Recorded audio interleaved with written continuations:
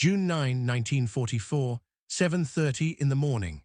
A secure telephone line crackles to life between Berlin and Normandy. Field Marshal Wilhelm Keitel, commander of the German High Command, delivers an order that will change the course of the war. The 1st SS Panzer Division, already moving toward the Allied beachhead, must stop, turn around, return to the Pas de Calais. The real invasion is still coming. 3 days after D-Day, with 326,000 Allied soldiers already on French soil, Adolf Hitler's war machine remains paralyzed by a ghost, a phantom army that doesn't exist. And somewhere between the smoking ruins of Normandy and his headquarters, Field Marshal Erwin Rommel realizes the impossible truth. George Patton isn't coming to Calais. He never was. The most elaborate military deception in history has succeeded beyond anyone's wildest imagination. And in that moment of realization, Rommel understands something far worse. The war is already lost. This is the story of Operation Fortitude, a story of rubber tanks and phantom divisions, of double agents and impossible gambles, a story that asks one haunting question. What happens when a master strategist realizes he's been fighting shadows while the real enemy slips past his defenses? 5 months earlier, November 1943, Erwin Rommel arrives in France with a reputation that precedes him like thunder. The Desert Fox, the man who nearly drove the British into the sea at Tobruk. The General Winston Churchill himself praised in Parliament, calling him a great general despite being the enemy. Hitler has given him command of Army Group B, the forces defending northern France from the inevitable Allied invasion. Rommel knows the Allies are coming. Everyone knows. The only questions are where and when. He toured the Atlantic Wall, the supposedly impregnable chain of fortifications stretching from Norway to Spain, and what he sees horrifies him.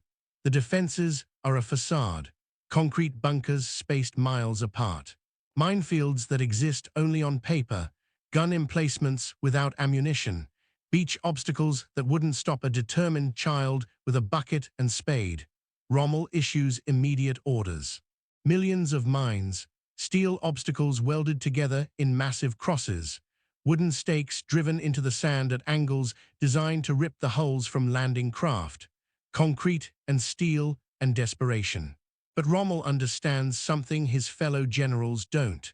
The Atlantic Wall isn't the real problem. The real problem is what comes after the Allies land, and this is where the disagreement begins. Rommel wants the Panzer divisions, Germany's elite armored units, positioned close to the beaches. Hit the Allies in the first hours, he argues, drive them back into the sea before they can establish a foothold. His reasoning is brutally simple. Allied air superiority means German tanks can't move during daylight. Every hour the Panzers spend traveling to the coast is an hour the Allies spend digging in, unloading equipment, building their strength. Field Marshal Gerd von Rundstedt, Rommel's superior, disagrees. Keep the Panzers in reserve, he insists. Wait until the Allies reveal their main objective, then strike with overwhelming force at the decisive point. It's classic military doctrine, sound strategy. Logical, Hitler, as usual, chooses the worst of both worlds. He gives Rommel control of 3 Panzer divisions. Von Rundstedt gets another 3. And 4 divisions, the cream of Germany's armored force, remain under Hitler's personal control. They cannot move without the Führer's direct permission. This compromise satisfies no one and weakens everyone. Rommel tells his aide, Captain Helmuth Lang, something that will echo through history. Believe me, the first 24 hours of the invasion will be decisive. For the Allies, as well as Germany, it will be the longest day. He's right about that. But what Rommel doesn't know, what none of them know, is that the Allies have already won a different battle. A battle fought not with guns and ships and men, but with lies. Across the English Channel, in the winter and spring of 1944, the greatest deception operation in military history unfolds. Operation Fortitude South. The plan is audaciously simple. Convince the Germans that the invasion will strike the Pas de Calais, the shortest crossing of the English Channel. Make them believe a massive army group is assembling in southeastern England, directly across from Calais. And most importantly, make them keep believing it even after the real invasion at Normandy begins. The Allies create the first United States Army Group, FUSAG. It exists nowhere except in German intelligence reports, but on paper it's massive, 11 divisions, 150,000 men. And commanding this phantom force is the one general the Germans fear more than any other, George S. Patton, the Americans' best tank commander, aggressive, brilliant, unpredictable. To the German high command, the logic is inescapable. When the Americans invade, Patton will lead them. In the fields of Kent and Essex, the deception takes physical form. Dummy landing craft, made of canvas and steel tubes, float in harbors. Inflatable tanks that look real from the air, but weigh less than a man populate fake army encampments. Plywood aircraft sit on airstrips that exist only to be photographed by German reconnaissance planes. Soldiers wearing patches from non-existent divisions walk through local towns, drinking in pubs, talking loudly about their units. Patton plays his role perfectly. He tours southeastern England giving speeches. He meets with local dignitaries. When he encounters Brigadier General James Gavin in a London hotel lobby, Patton makes sure his voice carries across the room. See you in the Pas de Calais, Gavin. But the most crucial element of Fortitude isn't rubber tanks or theatrical generals. It's two men, two double agents who will feed the Germans exactly what they want to hear. The first is Roman Czerniawski, a Polish fighter pilot given the code name Brutus. Captured by the Gestapo, offered an impossible choice. Spy for Germany or watch his family suffer the consequences. Czerniawski chooses to spy, but the moment he reaches England, he confesses everything to British intelligence. They give him a new mission. Feed the Germans false information, make them believe the lies. The second agent is even more remarkable. Juan Pujol Garcia, a Spanish chicken farmer who hated the Nazis so much he volunteered to spy against them. The British rejected him. The Germans rejected him. So Pujol did something extraordinary. He pretended to go to England while actually staying in Portugal and started sending intelligence, reports to the Germans based on guidebooks, newsreels, and pure imagination. He reported that men in Glasgow would do anything for a litre of wine, that the British were conducting major naval exercises on a landlocked lake, that Liverpool was consumed by drunken orgies at amusement centres. The Germans believed every word. British intelligence, intercepting his messages, couldn't decide if he was dangerous or insane. Finally, they realized this madman might be useful. They smuggled him out of Portugal, interrogated him for 2 weeks, and decided he was genuine. They gave him the codename Garbo after the actress because they believed he was the best actor in the world. In May 1944, Brutus and Garbo begin feeding the Germans a steady stream of reports. May 1st, the 28th U.S. Infantry Division arrives in Tenterden, 30 kilometers from Folkestone. May 9th, the 4th U.S. Armored Division spotted in Ipswich. May 25th, the 11th British Armored Division in Dorking. May 27th, trucks from the 83rd U.S. Infantry Division in a car park near Dover. Piece by piece, detail by detail, FUSAG comes to life in the minds of German intelligence officers. The Germans aren't stupid. They know deception is possible. But the reports from Brutus and Garbo match the photographic reconnaissance. They match the radio intercepts. They match the pattern any military force would create preparing for invasion. The deception works because it's built on truth. There really is a massive force preparing to invade. It's just 150 miles southwest of where the Germans are looking. June 5, 1944, evening. Erwin Rommel climbs into his staff car for the drive to Germany. He's taking a short leave to visit his wife Lucy in Herlingen. Tomorrow, June 6th, is her birthday. He's bringing her a gift. A pair of grey suede shoes he found in Paris. The weather has been terrible for days. High winds, heavy clouds, rough seas, perfect defensive weather. Rommel is convinced the Allies won't invade in these conditions. He'll be back in 2 days. He also plans to continue to Berlin to meet with Hitler to beg once more for complete control of the panzer divisions, to plead for permission to position them where they can make a difference. That same evening, across the Channel, General Dwight Eisenhower makes the opposite calculation. The weather is terrible, but a brief window is coming. 24, maybe 36 hours of marginally acceptable conditions. After that, the next window won't open for weeks. The tides will be wrong. The moon will be wrong. Eisenhower gives the order. Operation Overlord is go. Tomorrow D-Day, the invasion begins. June 6, 1944, 600 hours. The largest amphibious invasion in history crashes onto the beaches of Normandy. Utah Beach, Omaha Beach, Gold, Juno, Sword, 5 landing zones, 156,000 men in the first wave. Behind them, an armada of 6939 vessels stretches across the Channel as far as the eye can see. Overhead, Allied aircraft own the sky. 11,000 planes. The noise is indescribable. Rommel is in Herrlingen, 650 miles away. Hitler is at his mountain retreat in Berchtesgaden, asleep. The panzer divisions that could have made a difference in the first crucial hours sit motionless, waiting for orders that won't come until it's too late. When Rommel receives the phone call, he immediately understands the magnitude of the disaster. He races back toward Normandy, but the battle for the beaches is already being decided without him.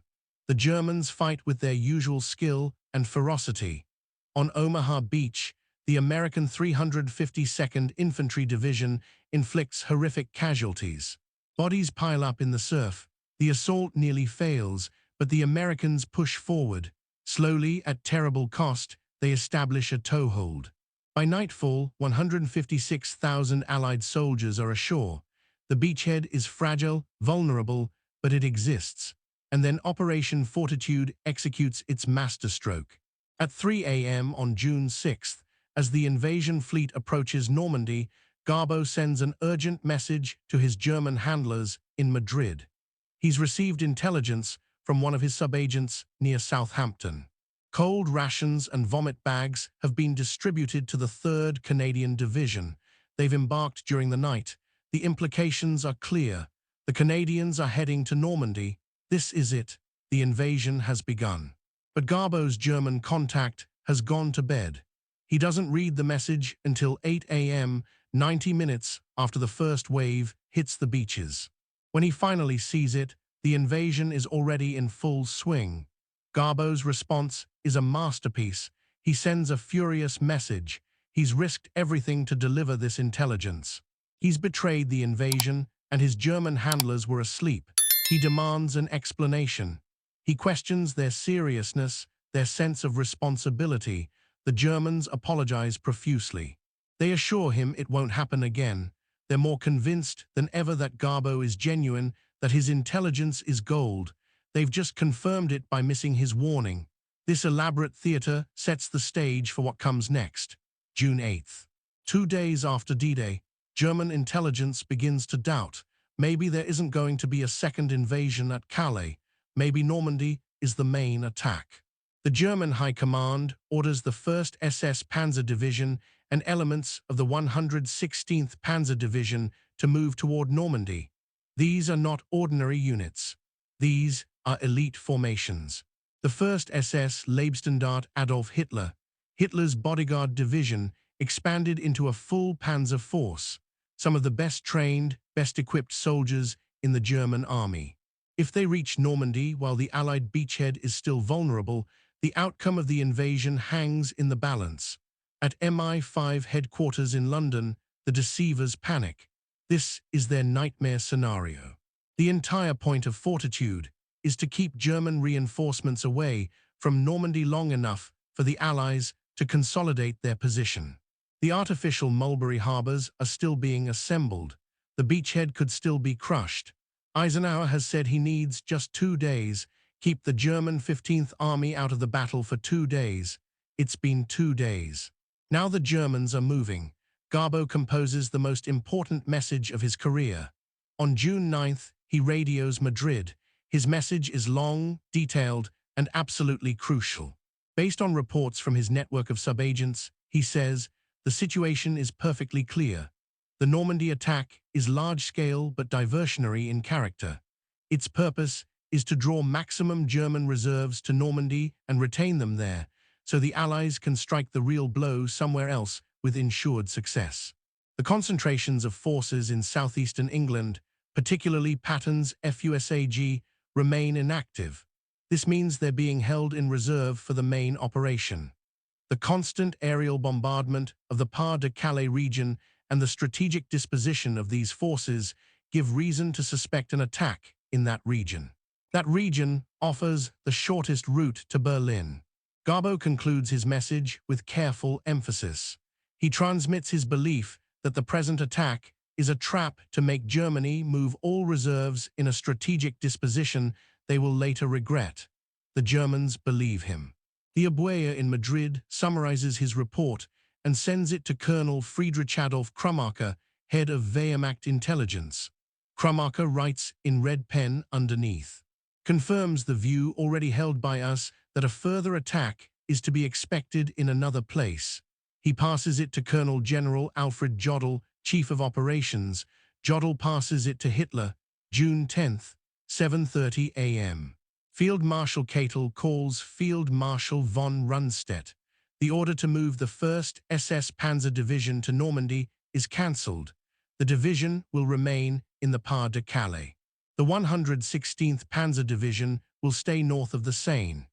Germany's armoured reserve, the force that could potentially destroy the Allied beachhead, will sit and wait for an invasion that will never come.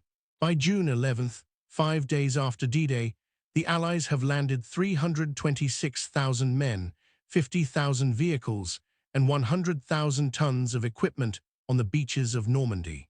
The beachhead is no longer fragile. It's a fortress, and it's expanding. A lie told by a Spanish chicken farmer turned British agent has saved the invasion. But what about Rommel? When does he realize the truth? The historical record doesn't give us a dramatic moment, a single instant of revelation. Instead, it shows us something more painful, a gradual, grinding comprehension that unfolds over weeks of desperate, futile combat. Rommel returns to France on June 6 to find his worst predictions coming true. His beach defenses, strong as they are, can't stop 156,000 men backed by overwhelming naval gunfire and air support. The Panzer divisions, under his direct control, are too few and too far away. The 21st Panzer Division, the only armor close enough to counterattack on D-Day itself, makes a gallant effort but is beaten back. By June 7th, the Allies have linked most of their beachheads into a continuous front. The German response is everything Rommel feared. The Panzers move slowly, harassed every mile by Allied aircraft. Units that should take hours to deploy take days. And crucially, the strongest German forces remain frozen in place, waiting for Patton. The 15th Army at Calais, over 150,000 men, doesn't move, week after week after week. Rommel fights with the skill that made him legendary. He positions his forces brilliantly. He counterattacks wherever possible. The British attempt to take Caen on D-Day fails. It will take 6 weeks and multiple major offensives to finally capture the city. The German defenders make the Allies pay in blood for every field, every village, every hedgerow. But Rommel knows the mathematics. Germany is losing tanks and men it cannot replace. The Allies suffer casualties and bring in more soldiers, more equipment, more supplies from an industrial base Germany cannot match. By late June, the realization is setting in. Rommel begins to understand that Normandy isn't a diversion. It can't be. The Allies have committed too much. They're pushing too hard, building too fast. If they were planning a second, larger invasion at Calais, they wouldn't be throwing everything into Normandy. The logic that convinced the German high command begins to unravel. But in Berlin, Hitler still believes. The Führer still expects Patton to strike across the Pas-de-Calais. The 1st SS Panzer Division doesn't move to Normandy until mid-June, more than a week after D-Day, when the Allied position is secure. The 116th Panzer arrives even later. Unit after unit that could have made a difference in the first crucial days arrives too late to affect the outcome. On July 15, 1944, Rommel sends a report to Hitler, not a suggestion, not a request, a statement of fact. The situation on the Normandy front is growing worse every day and is now approaching a grave crisis. The unequal struggle is nearing its end. I must ask you immediately to draw the necessary conclusions from this situation. The subtext is clear. The battle is lost. The war is lost. Make peace before Germany is destroyed. Hitler's response is to order the troops to fight harder, to hold every position, to never retreat.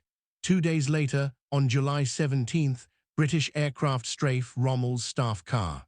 The Desert Fox suffers a fractured skull. His war is over. He'll never return to active command. In October, implicated in the plot to assassinate Hitler, he'll be forced to take poison to protect his family from the Gestapo.